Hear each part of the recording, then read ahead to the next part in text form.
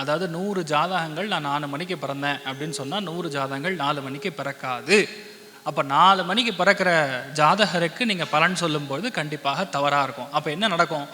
Originally சொல்லணும்னா ஜாதகத்தில் அம்மாவுடைய கர்ப்பத்திலேருந்து வெளியே வந்து தொப்புள் கொடி அறுக்கிற நேரம்னு ஒன்று இருக்குது. That's called umbilical card being cut. That will exactly 1.5 minute from the what do you call, அந்த ஒரு குழந்தை பிறந்ததுலேருந்து இந்த டைமுக்குள்ளே கட் பண்ணுவாங்க.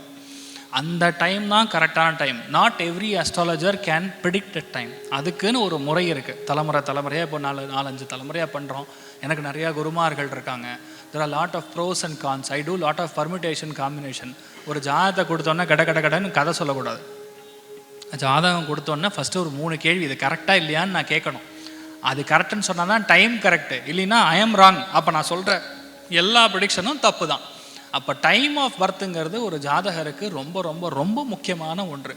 அது 4 மணிக்கு பிறந்தாங்கன்னா 3:58க்கு பிறக்கலாம், 3:59க்கு பிறக்கலாம், 4:01க்கு பிறக்கலாம், 4:02க்கு பிறந்தான். நம்ம எல்லாருக்கும் என்ன தெரியும்?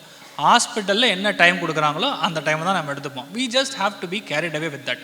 அதை வந்து நம்ம கரெக்ட் பண்ணதுக்கப்புறம் தான் எக்ஸாக்டான டைம் தெரியும். அப்படி சொல்லக்கூடிய பலன்கள் தான் படிக்கும்.